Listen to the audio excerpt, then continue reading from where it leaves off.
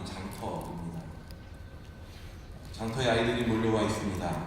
아마 여기 계신 모든 분들이 저마다 장터라는 곳에 대한 추억을 가지고 계실 거라 생각합니다. 시장이죠.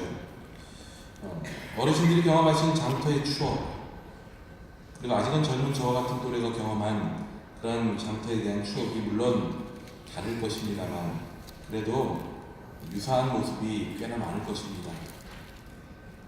분주하고 시끌벅적하고 어디선가 모르게 끊임없이 음식 냄새가 진동을 하고, 그런 것이 시장에 대한 우리 모두의 추억일 것입니다. 저에겐 동네 시장을 생각하면 추억이 있습니다. 왜냐하면 교회를 가려면 늘 그 시장을 이렇게 통과해야만 했기 때문입니다. 장터에는 아이들에게는 더할 나위 없는 놀이터와 같이 무리지어 다니며 시끌벅적 놀던 그런 곳에 가장 끝자리에 제가 다니던 교회가 있었습니다. 그러니까 거기를 가다 보면 늘 불량식품을 사먹는 곳도 있었고요. 이것저것 눈에 보이는 신기한 곳에 정신을 풀려서 그렇게 돌아다니다가 교회를 늦을 때도 적지 않았습니다. 제가 자주 가던 가게는 일명 술집이라 불리던 곳이었습니다. 네, 오해하지 마십시오. 어린 놈이 이렇게 어려서부터 술집을 다녔다라고 오해하지 마십시오. 그 집이 원래 술집이었대요. 예전에는 술집이었답니다. 술을 이렇게 사와가지고 이렇게 술을 팔던 그런 곳이었는데, 그 술집이 문을 닫고 그 자리에서 똑같은 주인이 문구점을 시작한 거예요. 그곳에 가면 뭐 딱지도 사고 구슬도 사고 또 때로는 학교의 준비물도 사고 하던 곳이 바로 거기였는데, 여전히 저희들은 그 집을 술집이라 불렀습니다. 그렇게 장터에는 언제나 분주하면서도 신나고 저절로 목소리가 높아져가는 그런 곳으로 기억에 남아 있습니다. 오늘 본문의 장터엔 왁자지껄하게 함께 뛰어놀고 즐겨야 될 그 자리가 왠지 모를 서먹함이 느껴집니다. 함께 어울리지 못하는 그러한 어색함이 깊이 배어있는 그런 모습이 등장을 합니다. 일부 아이들이 모여서 다른 친구들에게 놀이를 제안합니다. 피리를 불면서 춤을 추자라고 얘기합니다. 슬피 울면서 함께 통곡하자라고 얘기합니다. 마치 당시 결혼식에서 피리를 불면 남자들이 춤을 추었고요. 또 장례식에서는 애곡하는 소리에 맞춰서 여인들이 가슴을 치던 당시 풍습이 있었는데, 그 풍습에 따라 아이들이 마치 요즘도 어린아이들이 어른들 따라하는 그런 게 있지 않습니까? 학교 갔다 오면 학교에서 선생님 놀이하면서 자기가 선생님 역할하듯이 그렇게 놀이를 하는 거예요. 자기가 피리 불면 춤추는 남자 어른의 놀이를 하고, 장례식에서 곡을 하면 그렇게 가슴을 치던 그런 어른들의 모습을 자기들이 따라하는 놀이를 했다는 거죠. 근데 아이들이 따라하지 않습니다. 피리 소리에 반응하지도 않고요. 왜곡하는 소리에 맞춰서 그에 걸맞는 반응을 하지도 않습니다. 오히려 피리 소리에 가슴을 칩니다. 곡하는 소리에 춤을 추듯 아이들은 마치 유아기적인 반항심을 보여주듯이 그렇게 자기 마음대로 놀기 시작합니다. 오늘 본문에 나오는 장터의 모습이 바로 그러했습니다. 이런 장터에서의 비유는 세례 요한과 예수님을 향한 사람들의 반응을 빗대어서 말씀하신 것이었습니다. 그 장터와 같은 세상의 사람들의 삶의 자리에서는 세례 요한을 향해 먹지도 않고 마시지도 않는다고 하면서 귀신 들렸다라고 몰아붙입니다. 예수님을 향해서 뭐라고 얘기합니까? 세리들과 죄인들과 함께 먹고 마시는 것을 보니까 먹기와 마시기를 탐하는 자들이라고 잘하고, 그렇게 사람들이 손가락질하기 시작합니다. 자신들의 전통에 비추어 보면 세례 요한의 엄격한 금욕주의로 환영받지 못할 대상들과 거리낌 없이 식사를 하던 그러한 예수님의 자유함도 사람들 보기에는 못마땅할 수밖에 없었다는 거죠. 함께 어울리며 떠들썩하게 지내야 할 그 자리가 오히려 비난과 판단으로 가득한 곳이 되고 말았습니다. 예수님께서 함께 식사하시던 소중하고 하나님의 기쁨이 되는 그 자리가 세상 사람들의 손가락질을 받고 인정받지 못하는 그런 자리가 되고 만 것이죠. 그렇게 예수님과 세례 요한이 마저 피해갈 수 없었던 그 장터는 이미 장터답지 못한, 장터의 그 기쁨과 장터의 본래의 의미를 잃어버린 그런 곳이 되고 말았습니다. 이와 같은 장터가 어떤 의미가 있을까요? 오늘을 살아가는 오늘날의 삶의 모습, 그 모습을 그대로 보여주고 있는 것 같습니다. 저마다 다른 기준에 따라 어떻게든 다른 이들을 알게 모르게 깎아내리려고 합니다. 따스한 손길로 서로의 지친 어깨를 이렇게 어루만져 주려고 하기보다는 오히려 자신의 기준으로 판단합니다. 그렇게 던지죠. 차갑고 냉혹한 판단, 그렇게 시선을 주게 됩니다. 그러한 장터, 어찌 보면 우리가 살아가고 있는 삶의 자리입니다. 이 장터에 서면 왠지 모르게 어깨가 무거워집니다. 피할 수 없고 외면할 수 없는 자리이지만 이곳에 오면 메고 있던 짐이 더 무겁게 느껴집니다. 소위 말하는 멍에가 내 어깨를 짓누르는 것이죠. 누군가 함께 그 멍에를 메주지도 않고 누군가 그 멍에를 바라보며 힘내라 말해주는 소리도 좀처럼 듣기가 힘듭니다. 특히 이 자리가 더더욱 힘들게 다가오는 건 우리가 믿음을 가지고 지켜야 될 자리, 피할 수 없는 자리이기에 이것 외에는 다른 길이 없는 것을 우리가 알기에 더더욱 힘이 듭니다. 세상도 서로가 서로를 외면하는 세대가 되어가는데 우리는 그 자리에서 믿음의 열매를 보여야 되고 믿음의 삶으로 오히려 그들을 초대해야 되는데 여전히 그 자리마저도 아무런 위로도 없고 격려도 없고 함께 멍에를 지고자 하는 그런 사랑의 마음조차도 느껴지지 않는 것이기에 답답하게 여겨지는 그러한 삶이 우리들의 일상입니다. 분명 우리에게 가장 소중한 사랑과 은혜를 부어주신 예수 그리스도를 믿는 믿음의 사람들을 찾고 세우고 함께 기뻐하기 위해 그렇게 부른 피림에도 불구하고 누구도 반응하지 않고 오히려 피리 부는 자를 이상하게 여기는 그러한 세대, 우리는 그러한 시대를, 그러한 삶을 살아가고 있습니다. 이러한 장터에 매일 나가야 되는 우리의 일상, 그 일상이 너무 지쳐서 때로는 쉬고 싶습니다. 그 장터가 그냥 좀 5일장 정도 됐으면 좋겠다 라는 생각도 합니다. 피리를 불어도 애곡을 해도 아무런 반응도 없고 때로는 오히려 청개구리 마냥 반대되는 삶의 가치와 성공의 논리와 그런 삶의 잣대를 대가며 우리를 판단하려고 하고 그런 어떤 세상 한가운데로 매일매일 나가야 되는 우리의 일상이 지칩니다. 쉬고 싶은 생각이 간절해지죠. 하지만 매일 우리의 일터가 그러하고 심지어 우리가 함께 믿음 생활한다고 하는 교회에서조차 한 지붕 아래에 사는 가족과도조차 그 자리가 마치 예수님이 지금 말씀하시고 계시는 그런 장터와도 같은 변질되어지고 사랑이 부족한 것 같은 그러한 자리임을 느낄 때 얼마나 더 힘이 듭니까? 같은 일을 한다 해서 나와 언제나 똑같은 목표를 가지고 있을 게 없고 문제를 해결하는 방식이 같을 수 있겠습니까? 같은 교회에서 신앙생활한다 해도 모두가 믿음에 대한 생각이 같을 수도 없을 것입니다. 주어진 상황에 대처하는 방식 또한 같을 수 없을 것입니다. 언제나 나를 이해해 줄 거라 확신할 수 있습니까?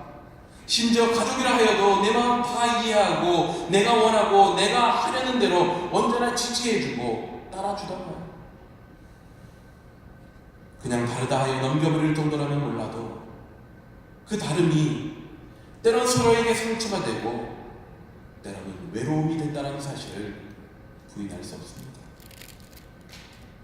그런 힘겨움 속에 있는 우리들에게 예수님께서는 말씀을 이어가십니다. 너희들이 살고 있는 장터가 이렇게 외롭고 이렇게 힘든 곳이다라는 것을 보여주시는 것에 끝난 것이 아니고 그곳에서 우리가 어떻게 살아가야 될지를 예수님은 이어서 말씀해주고 계신다는 거죠. 오늘 두 번째 읽었던 25절에서 이렇게 말씀을 시작하십니다. 그때 예수께서 대답하여 이르시되, 여러분, 그때라는 말이 등장하면 우리가 좀 주목해 볼 필요가 있습니다. 그때가 어떠한 때인지를 우리가 볼 필요가 있는 것이죠. 앞절을 보면 오늘 본문에서는 읽지 않았습니다만 회개하지 않는 도시들에 대한 강한 정죄가 표현되어지고 있습니다. 하지만 이런 정죄의 대상들을 우리가 논하지 않더라도 오늘 앞부분에 읽었던 그 말씀만 보더라도 예수님께서는 특별히 예수님을 반대하던 무리들에 대한 언급에 이어서 하시는 말씀이라는 것을 어렵지 않게 이해할 수 있을 겁니다. 천지의 주제이신 아버지여, 이것을 지혜롭고 슬기 있는 자들에게는 숨기시고 어린아이들에게는 나타내심을 감사하나이다. 예수님께서 행하신 사역의 중요성을 깨닫게 된 사람들은 소위 잘났다 하는 이들이 아니라 다름 아닌 어린아이들과 같은 겸손한 자들, 많이 배우지는 못했지만 순수하고 소박한 그런 자들이었습니다. 소위 잘난 자들, 배운 자들, 지위 있는 자들은 예수님의 피리 소리에, 예수님의 애국하는 소리에 반응하지 않았습니다. 자신들이 원하는 것에만 반응하고 싶었기 때문이에요. 자신들이 알고 있는 것이 많다고 생각하고 자신들이 여기고 있는 것이 더 깊이 있다고 생각하기 때문입니다. 자신들이 원하는 것에만 반응하고 싶었습니다. 어쩌면 화려한 트럼펫 소리를 기대했을는지 모릅니다. 유명 성악가의 감동적인 아리아를 듣고 싶었을는지 모릅니다. 하지만 이 가냘픈 귀리 소리, 애절한 애국의 소리에는 도무지 반응하고 싶지 않았던 거죠. 어린아이들에게 나타내셨다면 그들로 하여금 예수님의 말씀에, 예수님의 가르치심에 반응하도록 그들의 마음을 여시고 그들의 귀를 여셨다는 것을 의미합니다.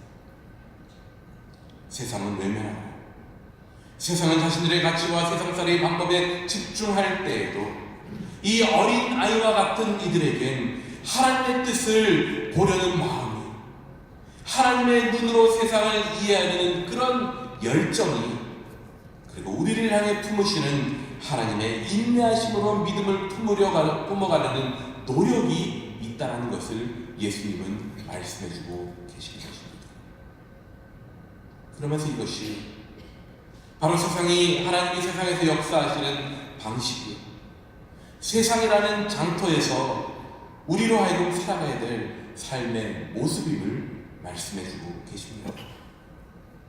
피리를 불어도 춤추지 않고 슬피 울어도 가슴을 치지 않는 너무나 하나님과는 다른 세상, 하나님이 품으신 마음과는 너무나도 다른 이 세상 속에서 우리가 배우고 품어야 될 삶의 모습이 무엇인가요?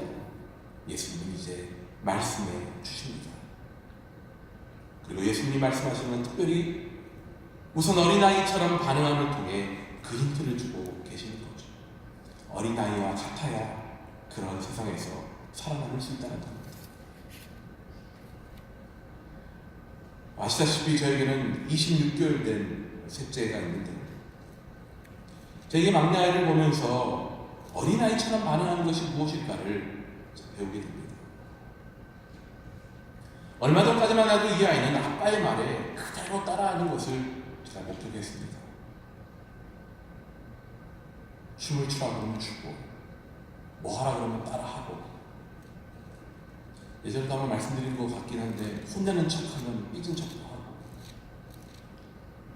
왜 그럴까요? 그만큼 저에게 집중하고 있다는 거죠. 그 아이는 복잡한 지식과 셈법으로 저에게 반응하지 않았습니다. 그냥 나에게 집중하고 있는 그대로 반응하고 있는 거죠. 근데 이제 2살이 됐고요. 2살이 이제 넘어갔죠. 한국에서 말하는 미운 4살이 되었습니다. 옛날에 미운 7살이면 이렇게 얘기했잖아요. 지금은 미운 4살이래요. 아이들이 영악해져서 더 어려지는 것 같아요. 어린 나이에 미운 그런 아이가 되고 만들어줘. 미운 4살이 되더니 아빠가 하라는 대로 이제 하지 않습니다. 고집만 부리는 거죠. 이제는 아빠에게 집중하기보다는 자기가 하고 싶은 대로 하려고 합니다. 자기의 자아가 아빠보다 더 강해지는 거죠. 지금 2살만 돼도 자기 자신에게 집중하게 되는데 하물며 이 자리에 있는 우리들은 어떻겠습니까? 어린아이처럼 반응하기 위해서는 분명한 배움과 어린아이처럼 따라 하려고 하는 그런 애쓰임과 노력이 있어야 된다는 거죠. 오늘 보면 마지막 3구절 속에 담긴 예수님의 말씀을 통해서 어린 아이와 같은 반응이 어떠한 것인지를 우리들은 분명히 배우게 됩니다. 내게로 오라. 나의 멍에를 메라. 그리고 내게 배우라. 예수님이 부르십니다. 내게로 오라. 수고하고 무거운 짐진 자들아, 그들에게 오라고 얘기하십니다. 여러분, 누가 이 수고하고 무거운 짐진 자이겠습니까? 이 당시 상황으로 본다면 감당할 수 없는 율법의 무게로 지쳐있는 유대인들, 그들을 말할 것입니다. 삶의 무게를 감당할 수 없어서 지치고 두려워하며 하루하루 그렇게 실패하는 하나님의 백성으로서의 삶을 경험하며 살아가던 바로 유대인들을 지칭하는 것일 것입니다. 내일을 알지 못해 언제나 걱정하며 내일의 문을 살며시 열며 들어가도 될까? 라고 고민하며 그렇게 두려운 마음으로 한 걸음 한 걸음 나아갈 수밖에 없는 이들, 그들이 바로 이 수고하고 무거운 짐진 자들입니다. 삶의 어두운 구석을 벗어나지 못한 채 육체적으로 정신적으로 힘겨워하는 이들이 바로 이 수고하고 무거운 짐진 자들입니다. 이 땅을 살아가는 바로 우리 모두를 말하는 것입니다. 하루하루 우리 일터에서 정말 힘겨운 그 삶을 지탱해 가야 되는 우리들, 잘 되지 않는 장사와 일들을 감당해 가면서도 그래도 쉴 수 없는 우리의 일상 속에 힘겨워하는 바로 나 자신의 모습이 바로 이 수고하고 무거운 짐진 자들의 모습 아니겠습니까? 그들에게 말씀하십니다. 내게로 오라. 내게로 오라. 이어서 나의 멍에를 메라라고 말씀하십니다. 여기서 등장하는 단어가 헬라어로 크레스토스라는 단어가 있습니다. 이 단어의 뜻은 친절하다, 즐겁다, 자연스럽게 몸에 잘 맞다라는 그러한 의미를 가지고 있습니다. 이것은 단지 쉽다라는 의미 그 이상입니다. 오늘 본 말씀에서 내 몸에는 쉽다라고 얘기하지 않습니까? 마지막 30절에서. 제가 헬라어 성경을 찾아보니까 거기에 이 쉽다라는 단어가 진짜로 크레스토스라는 단어를 사용하고 있다는 거예요. 근데 우리는 번역으로 그냥 쉽다라고 되어 있지 않습니까? 그래서 이 크레스토스라는 단어를 그냥 쉬운 것, 이지한 것으로 우리가 이해하기 쉽습니다. 그런데 우리는 예수님이 주시는 그 멍에를 그저 쉽고 가벼운 멍에 정도로 생각해서는 안 된다는 거예요. 예수님께서 주시는 멍이라 해서 그저 쉽다라고 생각만 해서는 안 됩니다. 그 멍에를 메고 역시 분명한 목적과 책임을 가지고 삶의 밭을 메어가야 되기 때문입니다. 삶의 밭을 메고 가는 삶이 여러분 그리 쉽겠습니까? 그 멍에는 늘 메고 가야 되는 멍에입니다. 하루라도 쉬면 안 되는 멍에인 것이죠. 그렇게 결코 우리가 생각하는 이지한 것의 쉬움은 아니라는 것입니다. 그럼 멍에는 기본적으로 두 마리 짐승이 함께 매게 되어 있습니다. 예수님의 멍에가 쉽다 하면은 이 크레스토스라는 말에 담긴 의미, 다시 말하면 주님과 함께 멍에를 매기에 예수님께서 주시는 친절함이 나에게 느껴진다는 의미를 얘기하고 있는 거예요. 그저 멍에가 쉽다라는 것을 얘기하는 것이 아니라 내가 예수님과 함께 멍에를 지고 가기 때문에 기분이 좋은 행복감이 나에게 주어진다는 의미에서 크레스토스라고 이렇게 말하고 있는 것입니다. 주님께서 주시는 따스함이 함께의 멍에로 전해진다는 의미에서 크레스토스인 거예요. 쉬운 거예요. 거친 돌밭을 걸어가면서도 그 따스함이 그 어깨 위로 그렇게 전해지고 힘으로 그렇게 전해질 것입니다. 그런 의미에서 우리가 매는 멍에는 쉬운 것이죠.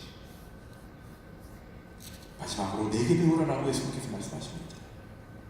그 따스함으로 함께 멍에를 메고 걸어가 주시는 주님과 함께 한 걸음 걸어가며 고난 속에서도 장터에서 벌어지는 많은 사람들의 외면 속에서도 주님께서 주시는 소원과 열정을 품고 믿음의 가치를 배우기를 포기하지 말라라는 의미인 것입니다. 그저 멍에를 메고 가야 된다는 삶의 부담감 속에 주님께 나아가서 배우는 삶을 게을리하는 모습, 이것은 결코 주님께서 우리에게 원하시는 모습이 아니라는 것입니다. 내게 나와서 나와 함께 멍에를 메고 일상의 삶을 그렇게 걸어가면서도 포기하지 말고 날마다 최선을 다해 나에게서 배우는 것에 힘쓰라는 것입니다. 그렇게 배움을 통해서 너의 마음 가운데 내가 주는 소망과 열정을 뜨겁게 품으며 살아가는 삶을 멈추지 말라라는 그러한 의미인 것이죠. 이렇게 어린이와 같이 주께 나와서 주의 멍에를 메고 주님께 배우면 주님께서 이렇게 하시겠다 약속하시고 위로하십니다. 내가 너희를 쉬게 하리라. 그리고 너의 마음이 쉼을 얻으리라. 그렇게 말씀하시죠. 세상은 주님과 함께 멍에를 메는 그리스도인들이 더 힘들고 더 무겁고 그래서 주의 멍에를 택할 만한 가치가 없다라고 세상은 말하는지 모릅니다. 그 멍에 메고 그렇게 힘들게 사는 그 시간에 좀 더 너 자신을 개발하고 좀 더 다른 방법으로 돈 많이 벌고 좀 더 다른 방식으로 사람들과 더 깊이 있는 관계 맺으면서 인간적인 성공을 하는 것이 더 중요하지 않겠느냐라고 그렇게 우리가 메려고 하는 멍에를 어리석은 멍에라고 우리가 배우려고 하는 것을 어리석은 배움이라고 그렇게 말하는지 모릅니다. 그래서 그리스도인들로서 지켜야 될 것들 소위 신앙생활이라는 이름으로 해야 될 것이 무거운 멍에로 그렇게 우리에게 다가옵니다. 오히려 내 스스로 하는 걱정과 염려의 멍에가 더 가볍게 느껴질 수도 있을 것입니다. 차라리 무거운 멍에를 메느니 그냥 적당히 걱정하고 염려하면서 그렇게 그냥 살아가고 말지 그렇게 믿음의 삶에 무거운 멍에를 지고 가야 되나 그렇게 힘들게 믿음의 생활을 해야 되나 그렇게 생각할 수도 있을 것입니다. 주님의 멍에 주께서 주시는 삶을 의지하고 사는 매일매일이 때로는 더 힘들고 외로울 수도 있습니다. 하지만 예수님께서는 분명하게 선포하며 약속하십니다. 그런 표면적인 어려움과 표면적인 외로움을 너가 뛰어넘을 수만 있다면 그 너머에는 바로 이러한 힘이 있다, 쉼이 있다, 회복이 있다라고 예수님이 말씀하시는 것이죠. 너의 마음이 쉼을 주님의 멍에가 결국엔 쉽고 주의 짐이 가볍기에 우리를 쉬게 하신다라고 예수님은 분명하게 말씀해주고 계십니다. 그렇다고 우리로 하여금 가야 될 우리들의 인생의 길 자체를 쉽고 화려하게 만드시지는 않으실 것입니다. 여전히 거친 밭을 갈아야 됩니다. 하지만 이젠 무슨 멍에를 메느냐의 차이입니다. 똑같은 밭을 갈겠지만 내가 무엇을 지고 어떤 멍에를 누구와 함께 지고 있느냐가 내가 감당하는 그 일의 쉽고 어려움을 이제부터 결정지을 것입니다. 내 어깨는 똑같이 생긴 멍에가 메어져 있지만 그리고 똑같은 거친 밭을 갈고 있지만 내 옆에 함께 멍에를 메고 있는 그 존재가 다름을 보게 됩니다. 그리고 어느새 내 어깨에 손을 올리고 나를 격려하고 위로하십니다. 힘내라. 어디로 가야 되는지 내가 알려주겠다고. 너 몸에 힘을 쫙 빼고 내가 이끌어가는 대로 그냥 따라오라고. 내가 절대 너 혼자 내버려두지 않고 나는 힘을 다 뺀 채 너만 힘내고 힘줘서 가도록 내버려두지 않겠다라고. 그렇게 부드럽게 사랑스럽게 이끌어주신 그분의 친절함, 따스함, 몸에 잘 맞는 자연스러움이 바로 앞서 말씀드린 크리스토스, 즉 예수님의 멍에로부터 분명히 느껴지게 될 것입니다. 이것이 바로 예수님께서 말씀하신 내 멍에가 쉬운 이유이고 내 짐이 가벼운 이유인 것입니다. 현대인들에게서 자주 나오는 말 중에 하나가 쉬고 싶다입니다. 쉬고 싶다. 저도 이 말을 참 많이 하고 살았던 그런 사람입니다. 그 얼마 전까지만 해도 쉰다라는 것을 두고 그냥 최대한 많은 시간 쉬고 싶은 것, 그것으로 쉬려고 했습니다. 하지만 언젠가부터 나도 모르게 생각이 바뀌고 말았습니다. 다시 말해 나의 쉼이 이루어지는 자리를 넓혀야 되겠다라는 생각을 주셨습니다. 내 몸, 내 육신의 쉼이 쉼의 전부가 아니라는 그런 생각을 하게 하셨습니다. 오히려 의미 있는 시간, 누군가를 위해 나의 시간과 나의 마음과 나의 물질을 쏟아드리는 시간, 누군가와 함께 차 한잔 마시면서 얘기하는 시간, 내 마음을 좀 더 부지런히 움직이는 것, 어쩌면 그것이 더 깊은 쉼이 될 수 있겠다라는 그런 생각을 하게 하셨습니다. 진정한 쉼은 그것이 어디든 그 자리에 진심으로 머물 수 있다면, 나름의 행복을 느끼고 의미를 볼 수 있다면 바로 그 자리가 쉼의 자리가 될 수 있다는 거죠. 수고하고 무거운 짐진 자들아 다 내게로 오라. 진정한 쉼이 있는 곳은 육체적인 쉼이 있는 자리도 내 내면의 피로가 채워지는 자리도 아닌 어디든 나를 부르신 주님과 함께하는 자리가 바로 진정한 쉼이 있는 자리라는 것입니다. 이제 우리는 진정한 쉼이 있는 것을 분명히 찾았습니다. 유대 랍비들은 멍에를 말하기를 어렵지만 즐겁게 토라에 순종하는 사명이라고 은유적으로 그렇게 표현했습니다. 흔히 우리를 힘들게 만들고 여러 장애물이 되는 그런 멍에가 아니라 우리에게 지혜와 행복한 순종을 공급해주는 그러한 역할로 주님의 멍에를 표현하고 있는 것이죠. 이제 우리에게 허락하여 주신 예수님의 멍에를 통해서 생명과 소망을 주는 예수님의 가르침을 배우고 제자로 살아가는 길을 우리 모두 찾아야 될 것입니다. 세상은 끊임없이 우리들에게 다른 길을 가르쳐주려고 할 것입니다. 세상은 끊임없이 예수님이 피리를 보는 곳에서 가슴을 치고 예수님이 애곡하는 곳에서 춤을 추려 할 것입니다. 그것이 더 편하고 그것이 그렇게 내 멋대로라는 것이 더 성공적인 것이라고 얘기할 것입니다.